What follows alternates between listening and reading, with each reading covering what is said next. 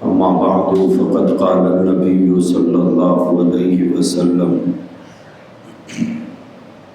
أحب الأعمال إلى الله أدومها وإن قل أو كما قال عليه الصلاة والسلام۔ بزرگان محترم، عزیزان گرامی، نبی رحمت صلی اللہ علیہ وآلہ وسلم نے ارشاد فرمایا ہے، احب الاعمال الی اللہ، اللہ کو انسان کا وہ عمل بہت زیادہ پسندیدہ ہے۔ اللہ کو انسان کا وہ عمل زیادہ پسندیدہ ہے، ادومھا، جس کو پابندی کے ساتھ کیا جائے، وَإِن قَلَّ، اگرچہ کہ وہ عمل کوانٹٹی کے اعتبار سے دیکھا جائے تو بہت کم اور چھوٹا کیوں نہ ہو۔ اللہ تعالیٰ کو کسی بھی عمل کے اندر پابندی بہت زیادہ پسندیدہ ہے۔ کام چاہے کتنا چھوٹا ہو، عمل چاہے کتنا چھوٹا ہو، لیکن اس کام کو اور اس عمل کو پابندی کے ساتھ، تسلسل کے ساتھ کیا جائے، یہ پسندیدہ ہے۔ وہ کام پسندیدہ نہیں ہے جو مقدار کے اعتبار سے کوانٹٹی میں بہت زیادہ ہو، لیکن اس کے اوپر پابندی نہ ہو، اس عمل کو پابندی سے نہ کیا جاتا ہو، کبھی کیا جائے کبھی چھوڑ دیا جائے، لیکن جب بھی کیا تو بہت زیادہ کیا، نہیں کیا تو بالکل چھوڑ دیا، یہ پسندیدہ نہیں ہے۔ پسندیدہ یہ ہے کہ تھوڑا کرو لیکن اسے پابندی سے کرو، یہ اللہ کے نبی علیہ الصلوۃ والسلام کا ارشاد ہے۔ دیکھنے میں اکثر یہ آتا ہے کہ بعض مرتبہ ہم لوگ بعض کام بڑے جوش کے ساتھ کچھ دن تک ضرور کرتے ہیں، بڑا جوش ہوتا ہے اس کام کے کرنے میں، لیکن کچھ دن کے بعد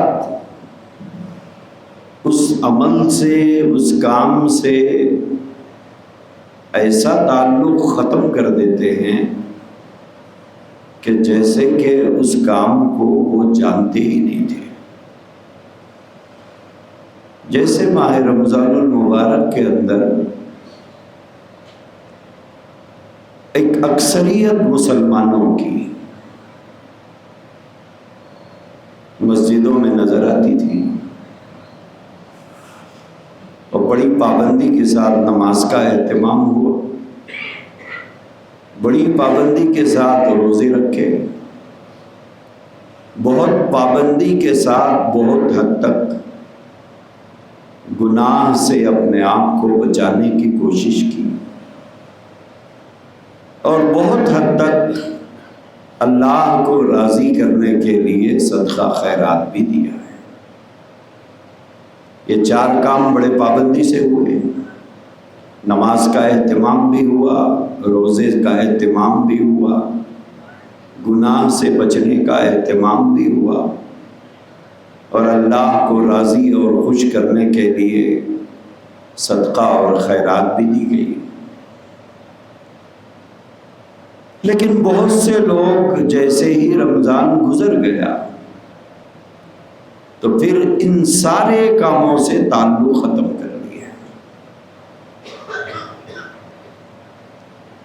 جو نماز کی پابندی کرتے تھے انہوں نے نماز کی پابندی چھوڑ دی، جو گناہوں سے اجتناب اور پرہیز کر رہے تھے انہوں نے یہ سمجھ لیا کہ یہ ساری پابندی رمضان کے حد تک تھی، لہٰذا انہوں نے پرانے کام شروع کر دیے۔ جنہوں نے اللہ کے بندوں کو کی مدد کرنا شروع کیا انہوں نے اپنا ہاتھ روک لیا۔ اس طرح کا جو عمل ہوتا ہے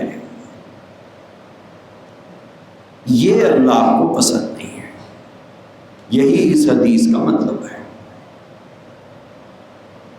اللہ کے نبی علیہ الصلوۃ والسلام نے اپنے ارشاد میں اسی بات کو واضح کیا، احب الاعمال الی اللہ ادومها وان قل۔ اللہ کے پسندیدہ اعمال وہ ہیں جس میں مواظبت ہو، پابندی ہو۔ اور دنیا میں یہ اصول بھی ہے کہ جس کام کو پابندی کے ساتھ کیا جاتا ہے، تسلسل کے ساتھ کیا جاتا ہے، مستقل کیا جاتا ہے، اسی کا نتیجہ نکلتا ہے۔ ایک دکاندار کو دیکھیے، برسوں سے دکان صبح کھولتا ہے شام بند کرتا ہے۔ آپ کسی دکاندار کو نہیں دیکھا ہوگا کہ اناگریشن کے بعد 8-10 دن تک تو جوش سے دکان کھولتا رہا، اس کے بعد پھر کبھی کبھی کھول رہا۔ کسی دکاندار کو آپ نہیں دیکھیں۔ بڑی پابندی کے ساتھ دکان کھولتا ہے، بڑی پابندی کے ساتھ دکان پر وقت دیتا ہے۔ کھولنے کا ایک وقت طے ہے، بند کرنے کا ایک وقت طے ہے۔ جب جا کر کاروبار میں اسے عروج اور ترقی اور بلندی نظر آتی ہے، پھر جا کر اسے فائدہ ہوتا ہے۔ آپ ایک پودا کسی جگہ پر لگا دیجئے، کسی بھی پھول کا پودا یا کسی پھل کا درخت کسی جگہ پر لگا دیجئے، 15 دن تک اسے اس جگہ پر رکھیے، پھر نکالیے دوسری جگہ پر لگا دیجئے، پھر 1 مہینے کے بعد وہاں سے نکالیے تیسری جگہ پر لگا دیجئے، پھر اس کے بعد نکال کر کہیں اور لگا دیجئے۔ یہی سلسلہ جاری رکھیے۔ اس پودے کے اوپر نہ پھول لگے گا، نہ اس درخت کے اوپر کبھی پھل آئے گا۔ لیکن اگر ایک ہی جگہ پر رکھ کر مستقلاً اس پر محنت کی جائے، اس کی دیکھ بھال کی جائے، تو پھر ایک دن آئے گا کہ اس کے اوپر پھول بھی آئیں گے، اس کے اوپر پھل بھی لگیں گے۔ لیکن اگر اس کی جگہ بدلتی رہی اور اسے نکال کر دوسری جگہ پر لگاتے رہیں تو نہ پھول آئے گا نہ پھل آئے گا۔ دکان اگر مستقل کھولتے جائیں اور وقت پر کھولیں وقت پر بند کریں تو وہ کاروبار ترقی کی طرف گامزن ہوگا۔ لیکن ایک آدمی ہے جو اناگریشن کے بعد تو پابندی سے 1 مہینہ فیکٹری کو جاتا رہا، پابندی سے دکان کھولتا رہا، لیکن اس کے بعد کبھی کبھی کھولتا ہے، جب دل چاہا جب کھولتا ہے، جب دل چاہا جب بند کرتا ہے۔ کیا وہ دکان چلے گی؟ تو ہر عقل مند آدمی کہے گا نہیں چلے گی۔ کیا اس پودے کے اوپر پھول لگیں گے؟ بولے نہیں لگیں گے۔ کیوں؟ بار بار جگہ بدلنے کی وجہ سے۔ دکان کیوں نہیں چلے گی؟ بولے پابندی سے نہ کھولنے کی وجہ سے۔ تو نتیجہ جو نکلتا ہے، اور کسی بھی چیز سے نفع اس وقت میں ہوتا ہے جب اس کام کو پابندی کے ساتھ کیا جائے۔ یہی معاملہ دین کے اندر بھی ہے۔ یہ ضابطہ صرف دنیا کے لیے نہیں ہے کہ پابندی سے کریں گے تو بزنس چلے گا، پابندی سے جائیں گے تو دکان چلے گی۔ اور دین کے لیے یہ ضابطہ نہیں ہے، ایسا نہیں ہے، دین کے لیے بھی یہی ضابطہ ہے، اللہ کے نبی کی حدیث بتا رہی ہے کہ پابندی چاہیے، عمل چاہے تھوڑا ہو، عمل چاہے چھوٹا ہو، لیکن اللہ کے نبی فرما رہے ہیں پابندی کرو۔ ہم میں سے کتنے لوگ ہیں جو نماز کی پابندی کرتے ہیں؟ بہت سے لوگ ہیں جو پابندی کرتے ہیں، بہت سے لوگ ہیں جو پابندی نہیں کرتے، اور پابندی نہ کرنے والا بھی نتیجے کا انتظار کر رہا ہے کہ مجھے کچھ نفع ہو جائے، مجھے فائدہ ہو جائے۔ کس چیز کا فائدہ؟ بولے میں جو چاہ رہا ہوں اللہ وہ کر دے۔ اللہ کرنے پر قادر ہے، کرے گا، لیکن جو اصول اور ضابطہ اللہ نے بتایا ہے اس اصول کو تو فالو کرو۔ ہم اس اصول کو فالو نہیں کرتے ہیں۔ دینے کا ضابطہ جو اللہ نے بتایا ہے، جو طریقہ ہے، جو پروسیجر ہے، اس پروسیجر کو تو فالو کرو۔ ہمارا کہنا یہ ہے کہ ہم پروسیجر کو فالو نہیں کریں گے صاحب، ہم پروسیجر کو فالو نہیں کریں گے۔ دنیا میں ہر جگہ پروسیجر فالو کریں گے، دواخانہ جائیں گے وہاں پروسیجر فالو، بینک جائیں گے وہاں پروسیجر فالو، کوئی کسی چیز کا پرمیشن لینے جائیں گے وہاں پروسیجر کا فالو، لون لینا چاہیں وہاں پروسیجر کا فالو، ہر جگہ پروسیجر جو ہے اس کو فالو کریں گے، لیکن اللہ کا جو پروسیجر اور جو ضابطہ ہے، جو طریقہ ہے، اسے ہم فالو نہیں کریں گے۔ لیکن چاہیں گے کیا؟ رزلٹ چاہیے ہم کو، اس سے رزلٹ کبھی نہیں آنے والا ہے، اس سے رزلٹ نہیں آتا۔ کیوں؟ اللہ کے نبی نے فرمایا پابندی کرو، پابندی کرو نتیجہ آئے گا، پابندی نہیں کرو گے نتیجہ نہیں آئے گا۔ دوسری بات، ماہ رمضان المبارک کے اندر ہم سب لوگوں نے نماز کی پابندی کی، 1 مہینے تک پابندی کی، اور اس پابندی نے اس پابندی سے ہم نے یہ ثابت کر دیا کہ نماز پڑھنا ہمارے لیے امپاسبل نہیں ہے، پاسبل ہے۔ یہ ثابت کیا، پڑھ کے بتایا ہے ہم نے۔ فجر کی نماز تک پابندی سے پڑھی ہے، بلکہ فجر سے 1 گھنٹہ پہلے اٹھتے تھے۔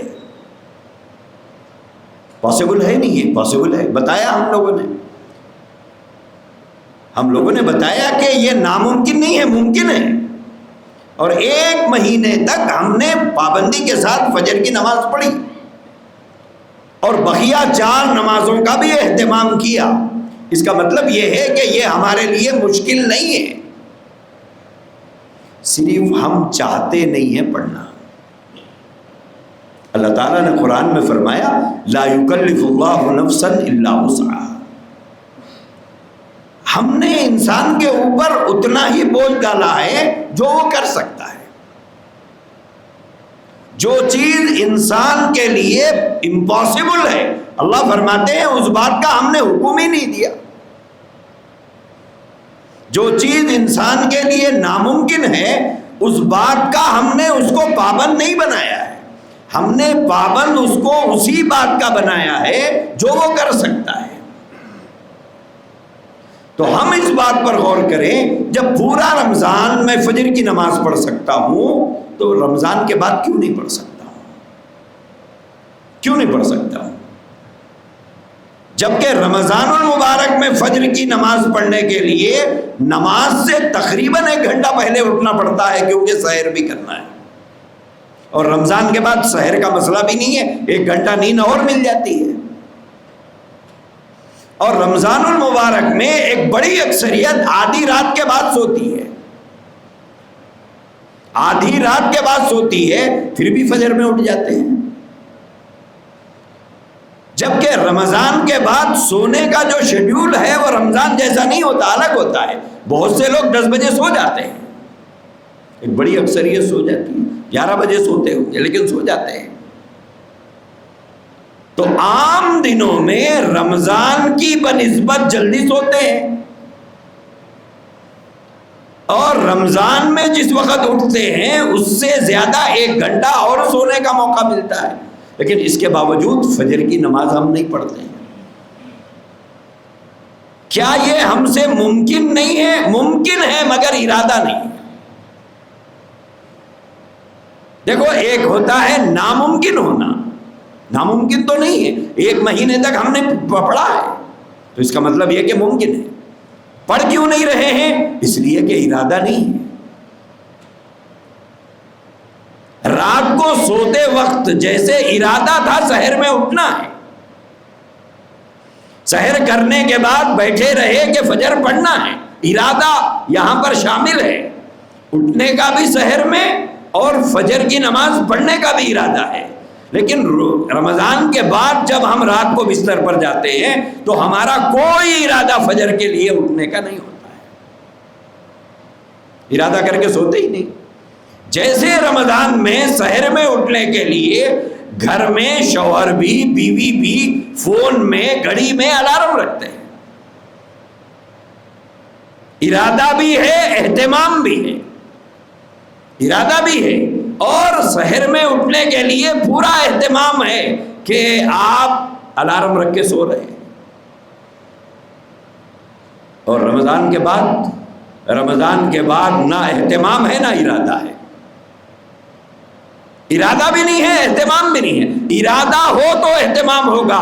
سوتے وقت اگر فجر کی نماز پڑھنے کا ارادہ ہے تو فوراً سوچے گا میں نہیں اٹھ سکوں گا، لہذا میں الارم رکھ لوں، اسے اہتمام کہتے ہیں۔ ارادہ ہوگا تو اہتمام ہوگا، ارادہ ہی نہیں تو اہتمام کیسے؟ اپنے فون چیک کر لیجئے، دیکھیے ہمارے فون میں کتنے لوگوں کے فون میں فجر کا الارم لگا ہوا ہے۔ کیوں؟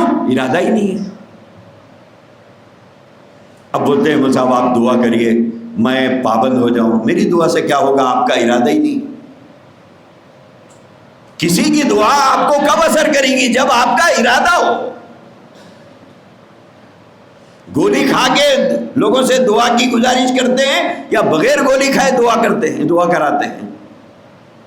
بڑا اہتمام ہوتا ہے، دواخانہ بھی جائیں گے، دوائیں پابندی سے بھی کھائیں گے، دعائیں بھی کرائیں گے، دوا بھی کھاتے ہیں پھر دعا بھی کراتے ہیں۔ ہاں، یہ چیز صحیح ہے، لیکن ارادہ ہی نہیں ہے فجر پڑھنے کا، اہتمام ہی نہیں ہے تو دعائیں کہاں سے اثر کریں گی؟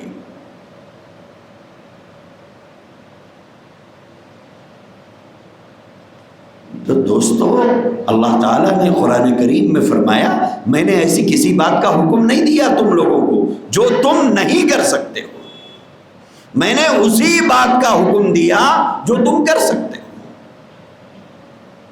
اور ہم نے 1 مہینے تک پابندی کی ہے۔ پھر اب کیوں نہیں ہے؟ اس لیے کہ ارادہ نہیں ہے، اس لیے کہ نماز پڑھنے کا ارادہ نہیں ہے۔ عید کے دوسرے دن سے پھر مسجد میں وہی سب 150 نظر آ رہی ہے، پھر یہ سارے لوگ کہاں چلے گئے؟ کیونکہ ان کا کوئی ارادہ نماز پڑھنے کا نہیں، ان کا کوئی ارادہ فجر پڑھنے کا نہیں ہے۔ ارادہ ہوتا تو اہتمام کر کے سوتے اور اہتمام کر کے اٹھتے۔ اگر کسی آدمی کی 4 بجے رات کو فلائٹ ہو، 3 بجے اٹھ جائے گا، 2 بجے اٹھ جائے گا کہ بھئی 4 بجے میری فلائٹ ہے، اس کے لیے ارادہ بھی ہے، اہتمام بھی ہے، الارم رکھ کے سوئے گا، باپ بھی رکھے گا، ماں بھی رکھے گی، بیوی بھی رکھے گی، خود بھی رکھے گا۔ بولے نہیں میرا نہیں بچا تو آپ کا بچ جاتا، رکھ دو بھائی، کہیں ایسا نہ ہو کہ فلائٹ مس ہو جائے۔ ہم میں سے کتنے لوگ اس بات کا اہتمام کرتے ہیں گھر کے اندر کہ بھئی فجر مس ہو جائے گی، لہذا باپ بھی الارم رکھے، بیوی بھی الارم رکھے، بیٹی بھی الارم رکھے، ماں بھی الارم رکھے۔ اس کا اہتمام کیا ہے؟ سارا فطور دوستو ہماری نیتوں میں، اور الزام دیتے ہیں شیطان کو، فری میں وہ بدنام ہے، بولے شیطان نہیں پڑھنے دے رہا، شیطان بھٹکا رہا۔ ارے آپ اہتمام کرتے پھر نہیں اٹھ سکتے تو الزام بیچارے کے اوپر دے دیتے تو چل جاتا تھا۔ نہ آپ کا ارادہ ہے، نہ آپ کے گھر میں اہتمام ہے. ابھی سارا الزام لے جا کے شیطان پہ توڑتی ہے. اللہ دلوں کا حال نہیں جانتا ہے. اپنے آپ کو مطمئن کر سکتے ہو، شیطان بہکایا، آپ مجھے مطمئن کرو، میں آپ کو مطمئن کرتا ہوں کہ آپ کو بھی شیطان بھٹکا رہا، میرے کو بھی شیطان بھٹکا رہا، لیکن دل کا حال تو اللہ جانتا ہے. دل کا حال تو اللہ جانتا ہے کہ یہ رات کو اس ارادے سے سویا تھا کہ فجر میں نہیں اٹھنا ہے. اور جو آدمی ارادہ کر کے سوتا ہے، آج آزما کے دیکھو، آپ نیت کرو اٹھنے کی، ارادہ کرو اٹھنے کا، اللہ سے دعا کرو اٹھانے کی، بغیر الارم کے اٹھو گے، بغیر الارم کے اٹھو گے، اللہ اٹھائے گا. تو دوستو، جیسے رمضان میں ہم نے نمازوں کا اہتمام کیا ہے، اسی طرح رمضان کے بعد بھی اہتمام. جیسے میں نے شروع میں بتایا کہ پابندی کے ساتھ جو کام کیا جاتا ہے اس کا نتیجہ نکلتا ہے، اور جو کام پابندی سے نہیں کیا جاتا اس کا رزلٹ نہیں نکلتا. دکان روز کھولتا ہے دکاندار، اس سے کہو جا کے کہ بھئی کبھی کبھی کھولو، جمعہ کے دن ایک دن کھولو اور باقی دن بند رکھو. کون مانے گا اس بات کو؟ کون تسلیم کرے گا اس بات کو؟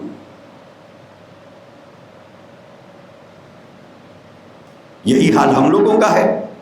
جمعہ کے دن ایک دن نماز پڑھ لیے، مطمئن ہو گئے، اور چاہتے ہیں کہ دل کے ارادے پورے ہوں اور دل کی مرادیں پوری ہوں. کیسے پوری ہوں گی؟ کیسے پوری ہوں گی؟ میرے بھائیوں، ایک بات عرض کرتا ہوں، نماز، اللہ کے نبی نے فرمایا، مومن اور کافر کے درمیان میں فرق کرنے والی چیز نماز ہے. کافر سے مومن کو الگ کرنے والی چیز نماز ہے. نماز کے بغیر مومن کا مومن ہونا تصور ہی نہیں کیا جا سکتا ہے. اللہ کے نبی کی حدیث ہے. دوسری حدیث ہے، اللہ کے نبی صلی اللہ علیہ وسلم نے فرمایا، من ترک الصلاۃ متعمدا فقد کفر. جس نے جان بوجھ کر نماز چھوڑی، کوئی عذر نہیں ہے.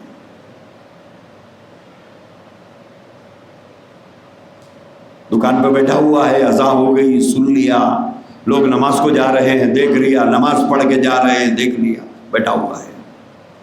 اذان سن لیا، گھر میں بیٹھا ہوا ہے. اذان سن لیا، دوستوں کی محفل میں بیٹھا ہوا ہے. اذان سن لیا، ہوٹل میں بیٹھا ہوا ہے. اذان سن لیا، بازار میں دوستوں کے ساتھ کھڑا ہوا ہے. نماز کا وقت آیا، چلے گیا. کوئی عذر؟ بولے کوئی عذر نہیں. کوئی مجبوری نہیں. دکان پہ بیٹھا ہوا ہے، گھر میں بیٹھا ہوا ہے، بازار میں بیٹھا ہوا ہے، ہوٹل میں بیٹھا ہوا ہے، دوستوں کی محفلوں میں بیٹھا ہوا ہے. نماز کا وقت آیا اور چلے گیا. اس نے نماز نہیں پڑھی. اللہ کے نبی نے فرمایا، اس نے کفر کیا ہے، کفر کیا ہے. پہلی حدیث ہے جس میں فرمایا ایمان اور کفر کے درمیان فرق نماز کا ہے. دوسری بات یہ فرمائی، کافر اور مومن کے درمیان میں فرق کرنے والی چیز نماز ہے. اور ایک حدیث میں فرمایا، جو عمدن نماز نہیں پڑھتا. گھر میں ہماری عورتیں ہیں، بیٹھی ہوئی ہیں، نماز کا وقت آیا، چلے گیا. اذان ہوئی، سن رہی ہے، اور نماز کا وقت آیا، چلے گیا. کوئی فون میں بزی ہے، کوئی ٹی وی میں بزی ہے، کوئی بچوں میں بزی ہے، کوئی پکانے میں بزی ہے، کوئی سوئی ہوئی ہے، کوئی بیٹھی ہوئی ہے. نماز کا وقت آیا، چلے گیا. اللہ کے نبی نے فرمایا، اس نے کفر کیا ہے.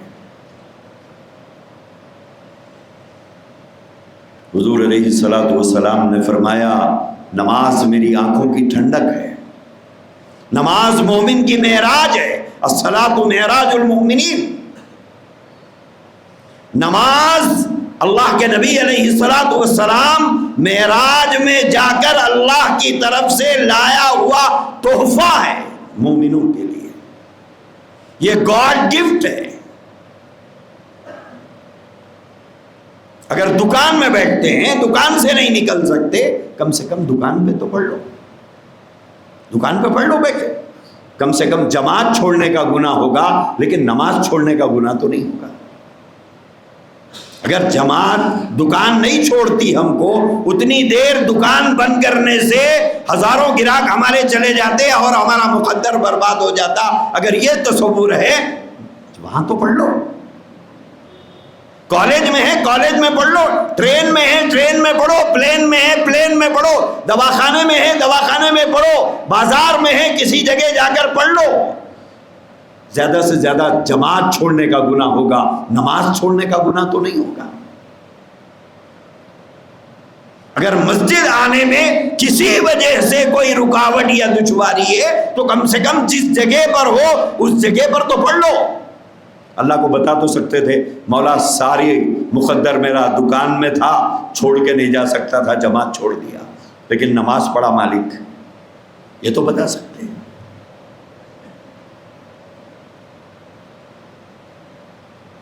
تو جیسے رمضان میں ہم نے ارادہ کیا کہ نماز ایک بھی نہیں چھوڑنا ہے، پڑھے ہیں ہم لوگ، تو اس کا مطلب یہ ہے کہ یہ ناممکنات میں سے نہیں ہے، ممکنات میں سے ہے۔ عربوں کے اندر لاکھوں بیماریاں ہیں، وہ ایک بیماریوں کو بازو رکھ دیجیے، ان کے اندر ہزاروں خرابیاں ہیں، وہ خرابیوں کو ایک طرف رکھ دیجیے، لیکن نماز نہیں چھوڑتے، نہ جوان چھوڑتا ہے نہ بوڑھا چھوڑتا ہے۔ سفر کے دوران میں نے کئی جگہوں پر دیکھا کہ نماز کا وقت آ گیا، کار میں جا رہے ہیں، بازو لگا دیا، مصلی بچھا کے نماز پڑھ رہا ہے۔ ان کی ہزار خرابیاں ہیں، وہ ایک طرف ہے، لیکن نماز کا اہتمام ہے، نماز نہیں چھوڑتے، نہ بوڑھے چھوڑتے ہیں نہ جوان چھوڑتے ہیں۔ کیوں؟ اس لیے کہ نماز کی اہمیت ہے۔ اسلام کی 5 بنیادیں اللہ کے نبی نے بتائی، اس میں سے ایک نماز ہے۔ حضور نے فرمایا اسلام کی بنیاد 5 چیزوں پر ہے، ان میں سے ایک پہلا ایمان ہے، دوسرا نماز ہے، اور اسی کا اہتمام نہ مردوں میں پایا جاتا ہے، نہ عورتوں میں پایا جاتا ہے، نہ جوانوں میں پایا جاتا ہے، نہ ضعیفوں میں پایا جاتا ہے۔ اللہ کے نبی علیہ الصلوۃ والسلام نے تو فرمایا جس نے نماز قائم کیا اس نے دین قائم کیا۔ الصلاۃ عماد الدین، نماز دین کا ستون ہے، جیسے اوپر کی منزلوں چھت کے لیے یہ پلر کی جو حیثیت ہے، دین کے لیے نماز کی یہی حیثیت ہے۔ یہ پلر کے بغیر یہ چھت کا تصور نہیں کیا جا سکتا، نماز کے بغیر دین اور اسلام کا تصور نہیں ہے۔ الصلاۃ عماد الدین، من اقامها فقد اقام الدین۔ حضور نے فرمایا جس نے نماز قائم کی اس نے دین قائم کیا، ومن ترکها فقد هدم الدین، جس نے نماز کو چھوڑ دیا اس نے دین کی عمارت گرا دی، اس کی دین کی عمارت گر گئی۔ جیسے پلرز کے نکال دینے کے بعد چھت کا کوئی تصور نہیں رہا ہے، ایسے ہی نماز کے بغیر دین اور اسلام کا کوئی تصور نہیں۔ اتنی زیادہ اہمیت ہے۔ ایسا نہیں ہے کہ نماز پڑھے بھی تو چلے گا، نہیں پڑھے بھی تو چلے گا، نہیں چلے گا، پڑھنا ہی پڑھنا ہے، پڑھنا ہی پڑھنا ہے۔ حضور اکرم صلی اللہ علیہ وسلم 10 سال مدینہ منورہ میں رہے، ہجرت کے بعد 10 سال تک اللہ کے نبی نے نمازیں پڑھائی ہیں، 10 سال تک۔ آخری دنوں میں صرف 17 نمازیں حضرت ابوبکر صدیق رضی اللہ تعالیٰ عنہ نے پڑھائی، جب آپ کی صحت بہت زیادہ خراب تھی، آپ مسجد میں نہیں تشریف لا سکتے تھے۔ بلکہ ایک نماز میں تو حضور اس حال میں آئے کہ ایک ہاتھ حضرت عباس کے کاندھے پر تھا، ایک حضرت علی کے کاندھے پر تھا، دونوں کے کاندھوں پر ہاتھ رکھ کر حضور مسجد نبوی میں آ رہے ہیں، پیر اٹھا کر ڈالنے کی طاقت باقی نہیں ہے، پیر گھسیٹے جا رہے ہیں، اسی حال میں اللہ کے نبی مسجد نبوی میں آ رہے ہیں، نماز ادا کر رہے ہیں۔ اور ہمارا حال کیا ہے؟ غور کیجئے، اللہ کے نبی نے نماز کی کتنی اہمیت بتائی۔ آج ہمارے نوجوانوں میں نماز کی کوئی پابندی نہیں، نہ نوجوان مردوں میں نہ نوجوان لڑکیوں میں نماز کی پابندی۔ وجہ کیا ہے؟ وجہ یہ ہے کہ گھر میں بڑے اس کا اہتمام نہیں کرتے. دعوت میں تو بیٹے کو پابندی سے لے جائے گا. اگر دعوت میں بیٹا نہ آئے تو پوچھے گا چاچا کے گھر کی دعوت تھی کیوں نہیں آیا، ماموں کے گھر کی دعوت تھی کیوں نہیں آیا، خالہ کے گھر میں دعوت تھی کیوں نہیں آیا، پھوپھی کے گھر میں دعوت تھی کیوں نہیں آیا. یہ نہیں پوچھتا اللہ کا مؤذن بلایا تھا مسجد کیوں نہیں آیا. نہیں پوچھتا باپ، اس لیے کیونکہ باپ خود نہیں جاتا. ایک دن بچی جلدی سو جائے، روز کے معمول سے ہٹ کر جلدی سو جائے. آپ کے جانے تک روزانہ بیٹی جاگتی ہے، اگر ایک آدھ دن جلدی سو جائے فوراً ہم بیوی سے پوچھتے ہیں کیا بات ہے بچی جلدی کیوں سو گئی؟ ارے تھکی ہوئی تھی. اچھا ہوم ورک بھی بہت ہے. ارے ہوم ورک کری کیا؟ آؤ کر لی. کھانا کھائی؟ آؤ کر لی. کھانے کے لیے پوچھیں گے کھائی کہ نہیں کھائی. ہوم ورک کے بارے میں پوچھیں گے کہ ہوم ورک کری نہیں کری. جلدی سو گئی تو پوچھیں گے کہ جلدی کیوں سوئی، طبیعت تو ٹھیک ہے اس کی. کسی دن دل پہ ہاتھ رکھ کے سوچئے کبھی پوچھے ہم لوگ کہ عشاء پڑھ کے سوئی کہ نہیں؟ پوچھتے ہیں ہم لوگ کبھی؟ کھانے کی فکر ہے، جبکہ ایک دن نہیں کھانے سے دوزخ میں نہیں جائے گی، نہ ایک دن نہیں کھانے سے مر جائے گی. ایک دن ہوم ورک نہ کرنے سے کوئی قیامت نہیں ٹوٹ پڑتی ہے. لیکن ہم بڑے اہتمام سے پوچھتے ہیں کہ ہوم ورک ہوا کہ نہیں ہوا، کھانا کھائی کہ نہیں کھائی. بیوی نے بتایا کھانا بھی کھا لی ہوم ورک بھی کر لی. ہاں بولے بہت تھک گئی شاید سو جانے دو. لیکن ہم پوچھتے ہیں عشاء پڑھ کے سوئی کہ نہیں سوئی. اگر ماں یہ بتائے کہ نہیں آج کھانا کھائے بغیر سو گئی تو یہی باپ لاڑ کر کر کے بیٹی کو اٹھائے گا، لاڑوں سے اٹھائے گا اس بیٹی کو، پیار سے اٹھائے گا بیٹے کو اور کہے گا کہ بیٹی کھانا کھا لے، میں کھلاؤں گا تجھے اپنے ہاتھ سے. کھانا نہیں کھاتی دودھ پی لے یا کچھ اور کھا لے. بھوکی مت سو بیٹی، بھوکی مت سو. اس وقت حدیث یاد آئے گی، حضور نے منع کیا ہے بھوکا سونے سے رات کو. کیا یہ باپ کبھی نیند میں سے اٹھا کر بیٹی کو نماز پڑھوایا ہے؟ غلطی کہاں ہو رہی ہے اس پر غور کرو. بحیثیت باپ ہم غلطی کر رہے ہیں. بحیثیت باپ غلطی ہم سے ہو رہی ہے. غلطی تربیت میں ہو رہی ہے.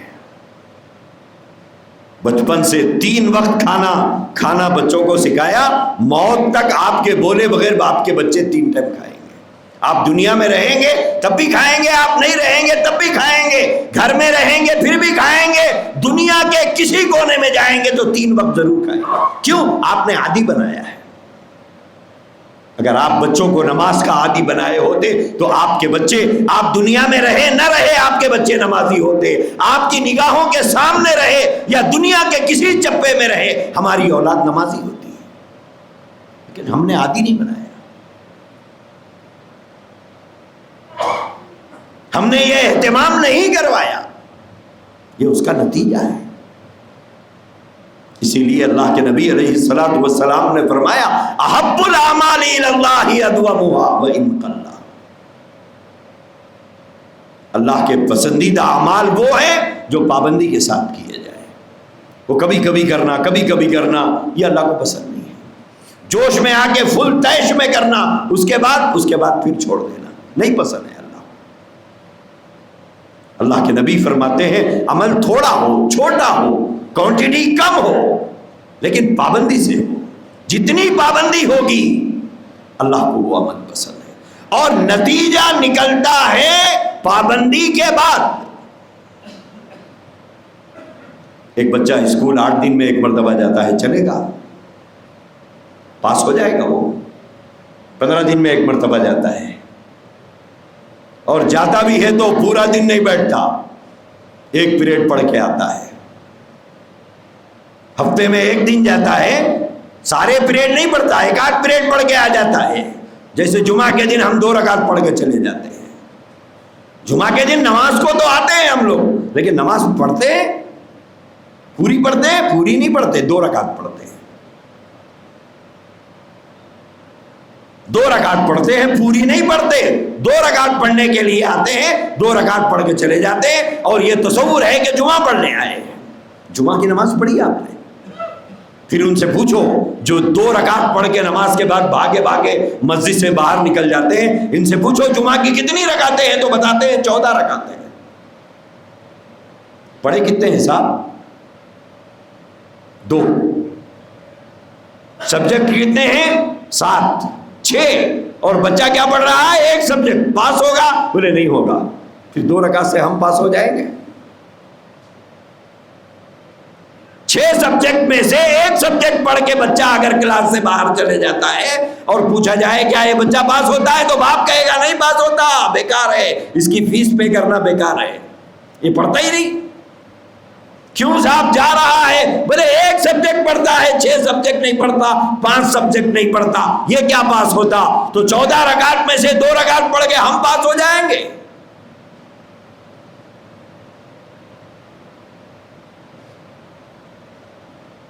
رب چاہا دین پر ہمارا عمل نہیں ہے، من چاہا دین پر ہمارا عمل ہے۔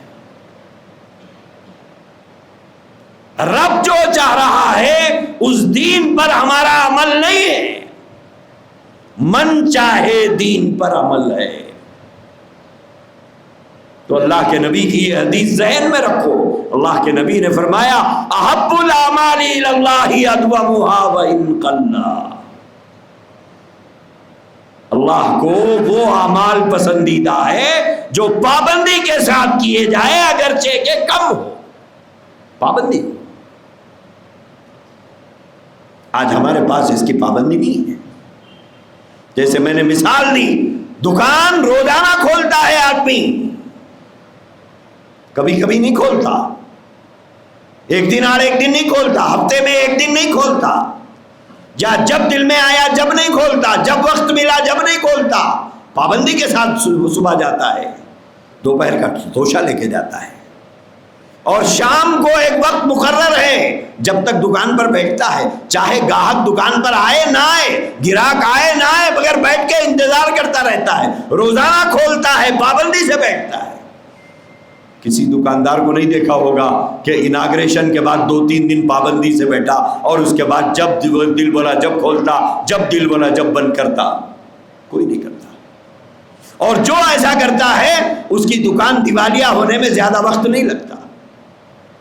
دوسری مثال میں نے دے کے سمجھایا تھا کہ ایک جھاڑ زمین میں آپ لگائیں،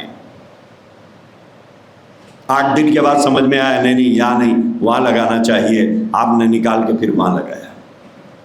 15-20 دن کے بعد پھر سمجھ میں آیا اس جگہ سے اچھی وہ جگہ ہے، وہاں سے نکال کے پھر وہاں لگایا۔ بار بار آپ جگہ بدل رہے ہیں اس کی۔ اگر وہ پھول کا جھاڑ ہے یا پھل کا جھاڑ ہے، نہ کبھی اس میں پھول لگے گا نہ پھل لگے گا۔ ایک ہی جگہ پر رکھ کر محنت کرو،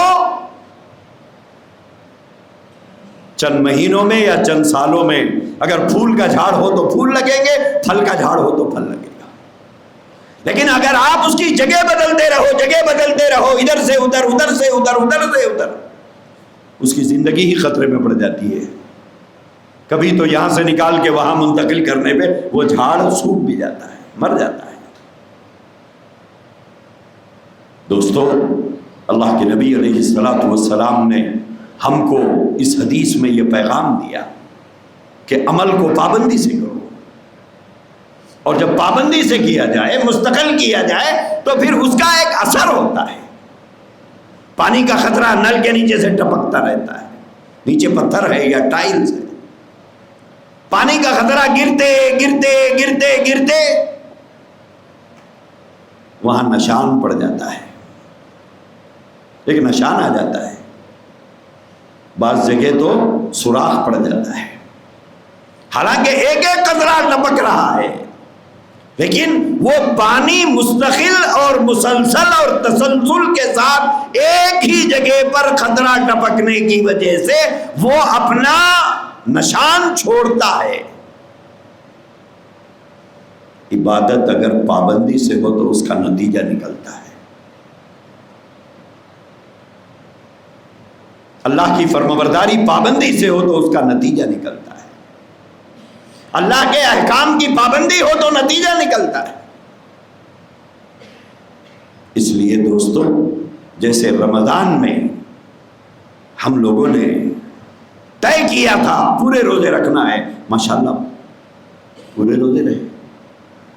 رمضان میں طے کیا تھا ایک نماز بھی نہیں چھوڑنا ہے، پورے پڑے ہیں۔ تو اس کا مطلب یہ ہے کہ یہ چیز ہم سے ہو سکتی ہے، ممکن ہے ہمارے سے۔ رمضان کے بعد بھی اگر ہمارا ارادہ پختہ ہو تو نماز پڑھنا ابھی بھی ہمارے لیے مشکل نہیں ہوگا۔ صرف ایک پختہ ارادے کی ضرورت ہے، ایک پختہ عزم کی ضرورت ہے، اور ایک حوصلے کی ضرورت ہے۔ تو انشاءاللہ جیسے رمضان میں اہتمام ہوا، رمضان کے بعد بھی اہتمام ہو سکتا ہے۔ اللہ ہم سب کو توفیق دے۔ وآخر دعوانا الحمدللہ۔